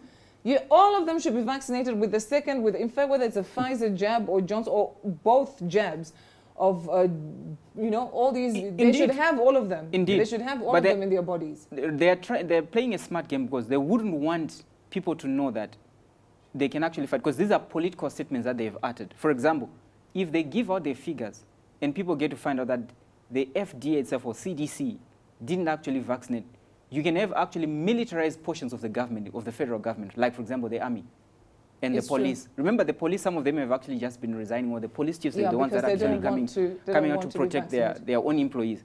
Now, at that point, obviously, they'll be armed with something to say, oh, look, you guys are not vaccinated. But I think that is information enough, though. They can't give you any percentage, then you have to go after them. You really have to go after them because I don't think these people are planning on getting vaccinated. Project Veritas showed us a leaked video, of how some Pfizer scientists were talking about how useless, basically, the vaccination is, and that you're better off with your own immune system, fighting off the virus, if at all you do get the virus. But I think Project Veritas is in trouble now. They got... Yeah, of course. They got raided 2 days ago. So you see, that's what they do. That's what the deep state does. It's brutal. So because that information came out, they had to go against, go for Project Veritas. So you should do the same. Go for CDC. Trust me, CDC people are not vaccinated. Very disturbing. Now, Governor Ron DeSantis announced a lawsuit against the Biden administration's unconstitutional Occupational Safety and Health Administration employer vaccine mandate. So DeSantis stated that as soon as the Unlawful Emergency Temporary Standard, that is the ETS, is published in the Federal Register, the lawsuit will be immediately filed with the United States Court of Appeals for the 11th Circuit. Listen to this. A year and a half ago, we started with 15 days to slow the spread, and now it's gone to get jabbed or lose your job. And today's OSHA rule, very long time coming, we were waiting for it, that was issued. If you look at it, here it is. It's almost 500 pages. And so we're supposed to be a government of laws, not a government of men. This is 500 pages of a government of a bureaucracy, a government that is being run by executive edict, not in accordance with the typical constitutional processes and the state of Florida is going to respond, and we will combat the OSHA rule. As soon as it's published, the state of Florida will be joining with Georgia and Alabama, as well as private plaintiffs, to file suit. This is a rule that is not consistent with the Constitution and is not legally authorized through congressional. All right, so the lawsuits, in fact, the lawsuits, there have been one too many coming up from different countries. You know, the one that even Dr. Fulmich spoke about when we had an interview with him, that they are, you know, putting something together that is strong against all different governments. I know even in South Africa, there's also one big one coming. And then now DeSantis. But let me say something. DeSantis is really led by example. Yeah, he has. In terms of fighting off this COVID pandemic and the lies that come with it. He really has stood his ground. Yeah, and he has actually stood by the Constitution of America, because it applies to every state around the country. And what the federal government, led by the Democrats, what they're doing is very, very much unconstitutional. It's very un-American. And to have leaders like him who are actually standing up their ground. And I think Texas also, they're building a wall. Yeah, yeah, right there. Yeah. And they're protecting themselves because they understand the values that make America. And that's what the Biden administration is actually trampling on. And I like the fact that they understand that whatever Biden and his administration have done is a political statement. So they are making sure that they are ready with the lawsuits. They know very well that at a certain point in time, the buck will have to come to somewhere. So when it does, you can actually get some of the people to account for that. Look at how you were talking of Project Veritas. They obtained a diary that belongs to the Biden family. The daughter was admitting that his father might have done something terrible, and which is why they raided Project Veritas, because essentially there is no way such things would actually remain in office forever, especially when good men like Governor Ron DeSantis actually come out to start fighting them. And I think that's a smart position to give, and I wish, you know, some of the leaders in Africa and Asia would also do the same, because you're looking at corporates that actually used a backdoor. Yes. And then they are sort of like circumventing the constitution of the country. But the constitution is still binding, because now that the COVID agenda is failing, you need to be ready to take them to court. It has failed completely. You know, talking about the failures of COVID-19, I just want to jump a story here. I wanted to talk about Bill Gates and his $1 billion injection of money into bioterrorism. But before I get there, let me tell you what the WHO director is saying, talking about General Dr. Tedros Ghebreyesus. So Dr. Tedros Ghebreyesus says that countries with high coronavirus vaccination rollout continue to ignore the call for a global moratorium on boosters, as he says, no more boosters. Now, before I show you the video, what do you think about that statement? it had to come to that, actually, at a certain point in time. Yeah. Because the agenda is failing, so no more boosters. He's saying no more. Yeah, because he admits here, he says that countries, obviously they're with a high coronavirus vaccination rollout, which is a lie though, but countries with a high coronavirus vaccination rollout continue to ignore the call for a global moratorium on boosters. In other words, this is an admission. Yep. Yeah. This is an admission to show you that a lot of people did not adhere to this vaccination mandate. Even some people that have been given ultimatums on losing their jobs come January the 6th, they're still waiting. They don't want to go. And I think also they don't want to go. The funders and the payers of these guys are now putting pressure to these guys to say, speak for us because we pay you. So you need to actually tell the people it's not working. They failed. We are failing. So go there and tell people that, you know, you guys are not adhering to. No, people don't want. And you know what? Good for you. Don't go for the vaccination. Don't go for the booster, because if you get one booster, you will get 20 more. Don't even also go for the pills, because remember, they are trying everything. Yes, from vaccinations, right?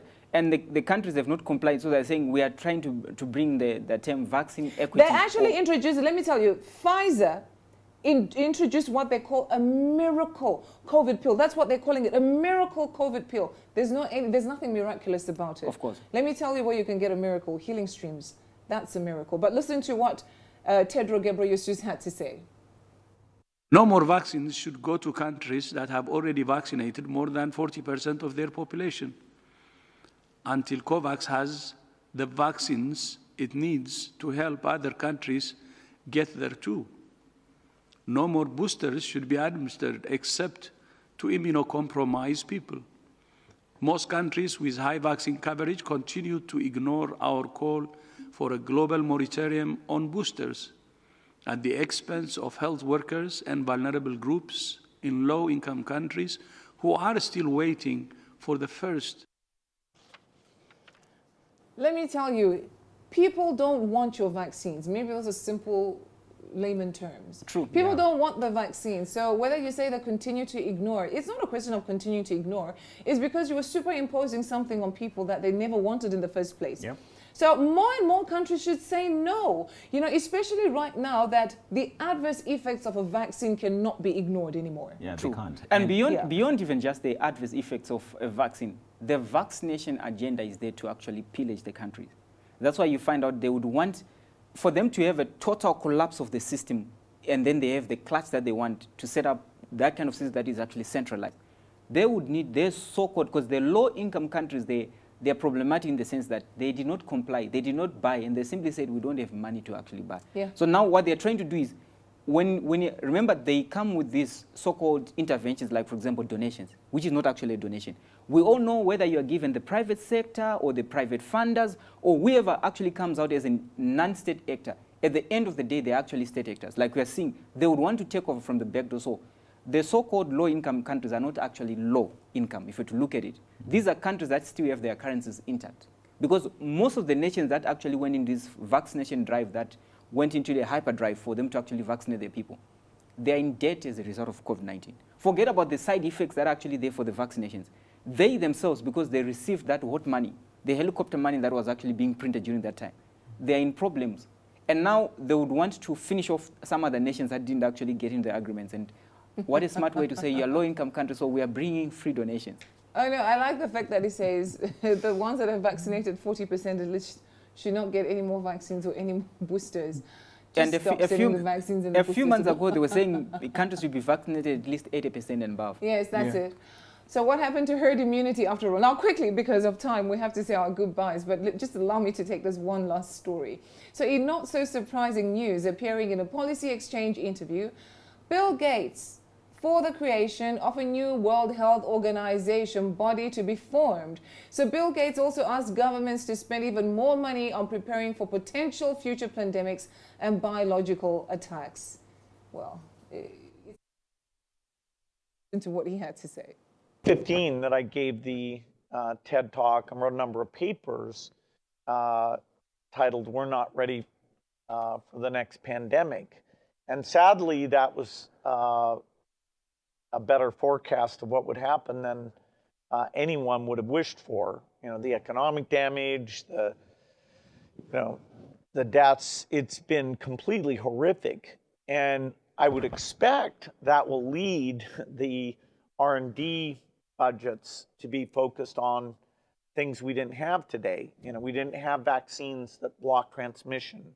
We got vaccines that help you with your health, but they only slightly reduce the transmissions. We need a new way of doing the vaccines. We didn't get much in the way of therapeutics. You know, dexamethasone and now molnupiravir could help, but way less than should have been the case. We didn't get the diagnostics up and running in order to, you know, achieve what at least Australia and New Zealand showed, that competent management could keep the death rate down pretty dramatically.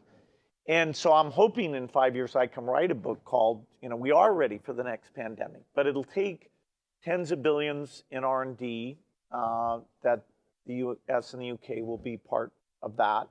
It'll take probably about $1 billion a year for a pandemic task force at the WHO level, which is doing the surveillance and action.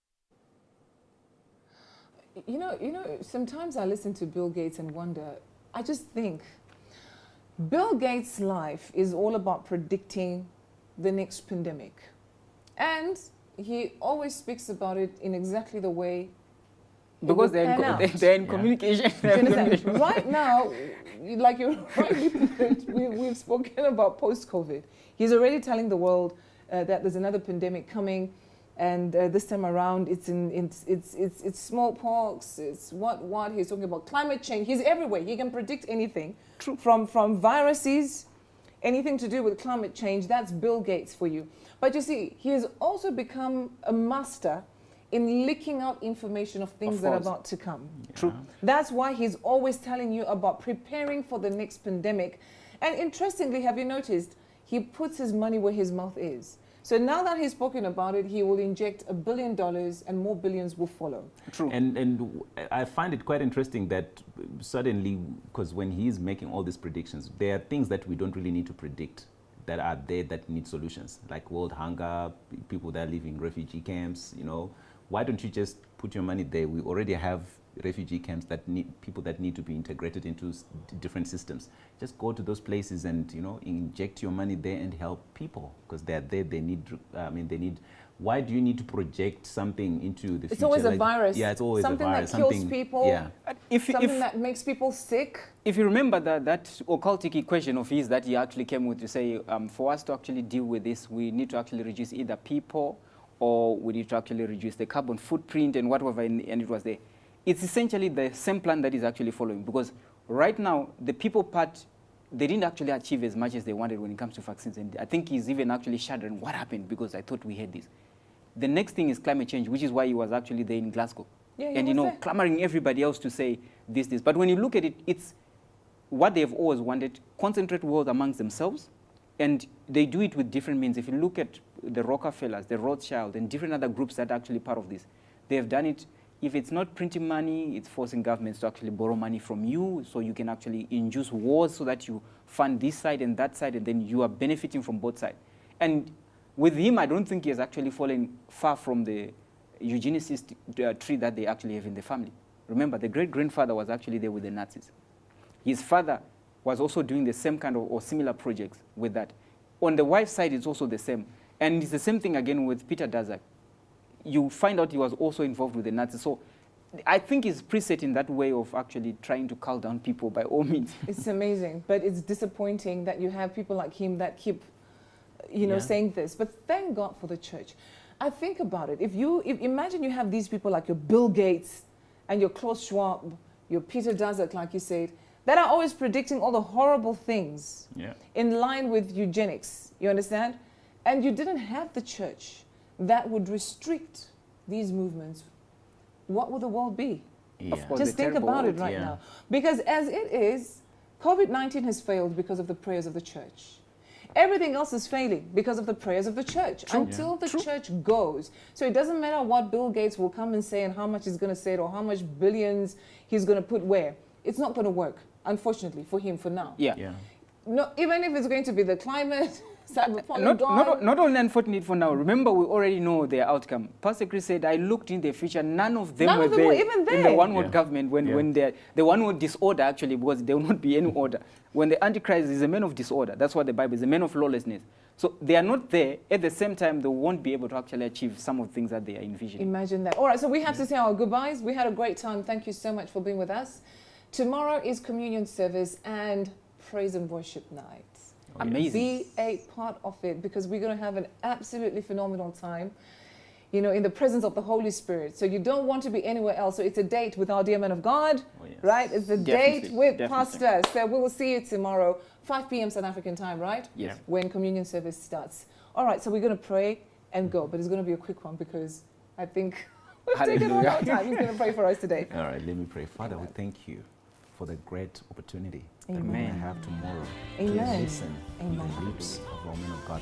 Amen. Thank you for the wisdom and the knowledge that is coming as a result of those teachings. Thank you, Father, for the opportunity to worship and praise you tomorrow in the name of Jesus. Father, we pray for our leaders, we pray for all the world leaders, that men of sound wisdom are influential to them in the name of Jesus. Amen.